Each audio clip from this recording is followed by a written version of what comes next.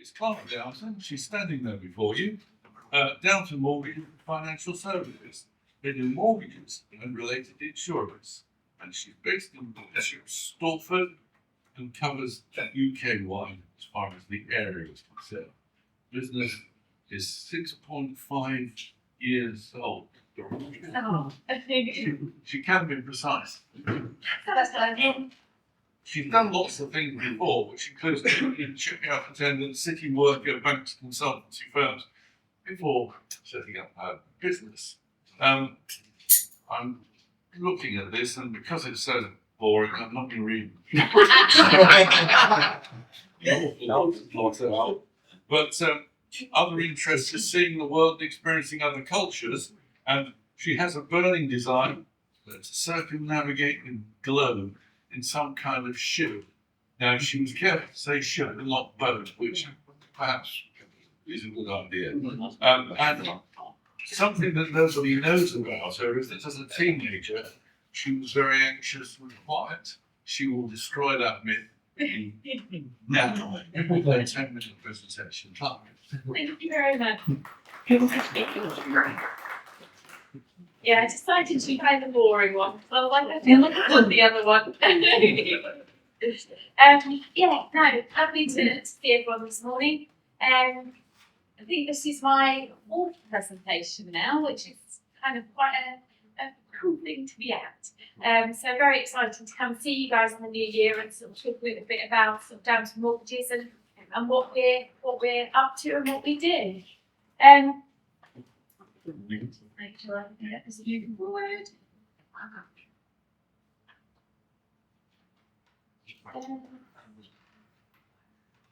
There we go. So, as usual, I'll start with a little pass. So, as you all know, because she comes as well as I do, it's Shannon and I who do Downton Mortgages. And we've been working together now for a number of years. Sharon's been with me for 4.5 of my 6.5 years, which seems crazy. I actually wrote it for 3.5. She's like, no, you've been putting up with me longer than that. She's actually my sister-in-law as well. So we managed to get through Christmas without really talking about business, which is always good. And she looks at the insurance side of the business whilst I concentrate on mortgages, meaning that we can really give a consistent coverage to clients and really make sure that it's not just about the mortgages and the debt that people are taking on, but also about making sure that they have things covered for the future. And that's what I mean when I say insurance related, because pretty much what we are looking at is the insurance that's directly related to what you are recommended to have if you have a mortgage or a debt in place. So that's really kind of a little bit about us. About business.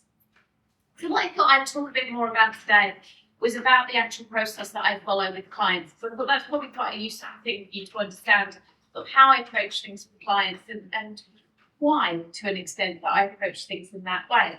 So I always start with an initial conversation with people. And my opening question is always, what do you want to achieve? And I think that always sort of confounds people a little bit. I want a mortgage, don't I? You know, but the answer is no, you don't. You want a solution to a problem that you've got. And that problem may be that you want to buy a new house, you may want to move, you may want to do home improvements, you may need to raise funds for any sort of number of reasons. And you want to use your property or get a property in order to do that. But how we go about that, there isn't just one solution. There is a lot of lenders out there. I think I have access to 76 lenders. And those lenders all do different things in different ways. So what the right lender is for that individual can vary significantly. So that's why really what I want to know initially is, what does that person actually want to achieve? Because if it's very straightforward and I want to buy my first property, okay, that's fine. But what deposit do you have? Do you have a 5% deposit? If not, there still could be options. So I really try and make sure that that first call is really understanding what are their priorities, what does their budget look like, and what do they actually want to achieve by the end of working with me. And that's really where I can then start making sure that what I look at makes sense to them. From that meeting, I then send them an email, which is my War and Peace email. I ask for a lot. I will ask for documents from them. I ask them to fill in a couple of templates that I have. And from all of that, I get all the information that I need to supplement the conversation that we've had and put together the picture of what their situation is. Now, I could get away with getting less information at that stage, but what I want to do at that stage is be as holistic as possible. I want to make sure that if I'm telling them that they can potentially do X, Y, or Z, that I have validated it to a level that actually, if they then turn around and say, yes, go ahead, I am confident I can deliver on what I've said that they can do. Because fundamentally, me saying, yeah, you should be able to do that, but actually knowing full well that they've got a default in the past, can they actually still do that? Are there lenders that will still be comfortable with that? So I make sure that when I'm saying they can do something, that really should be viable. There is always situations which can change things, so I'm not guaranteeing at that stage, but I make sure that I have validated it to a level that I'm pretty comfortable there is at least one lender, and ideally a few, that will offer what they want. And I also outline that to clients so that they know where they may be able to stretch to versus where what I call their sweet spot is and their comfort zone of what they can do with more lenders looking at them, and therefore give them more options on the property and things like that. And then from there, I have that conversation with the client. I explain what I've got to. I explain what that means to them. Sometimes it's in a call, sometimes it's in an email, sometimes it's a combination of the two, all depending on the client's preferences, on the situation, or whether I need additional information to get to that place. All these kind of things dictate how I deal with the individual. And I try and make sure that that response to them is as individual as they are as a person, because how I deal with one person isn't necessarily the right way for me to deal with somebody else. So I really try and tailor it to what works for that person and try and make sure they get the best result possible. So that's kind of really the sort of start place for my process. From there, obviously, depending on what their situation is, we may go straight to application. It may be lots of iterations backwards and forwards as they potentially say deposit or whatever like that.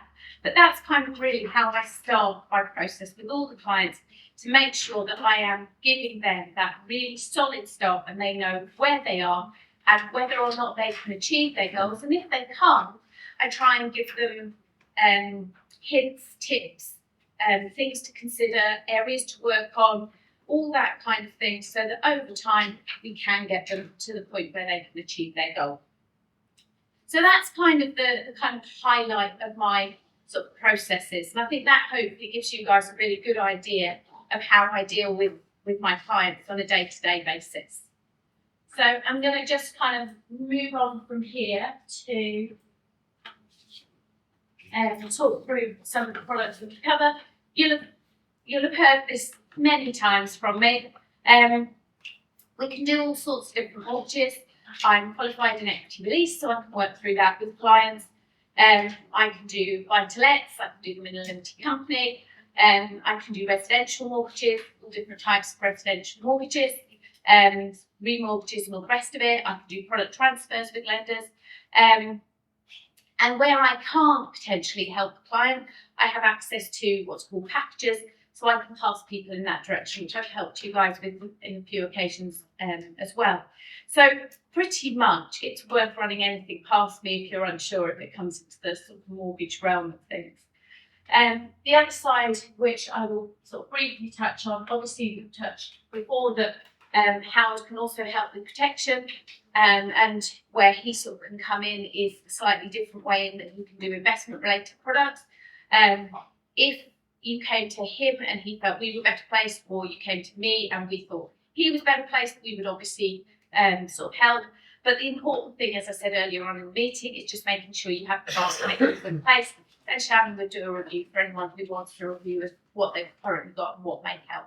So if that's anything that we can help you with, then I'm very happy to help. And then finally, we do sort of home insurance. I've had this conversation with people before.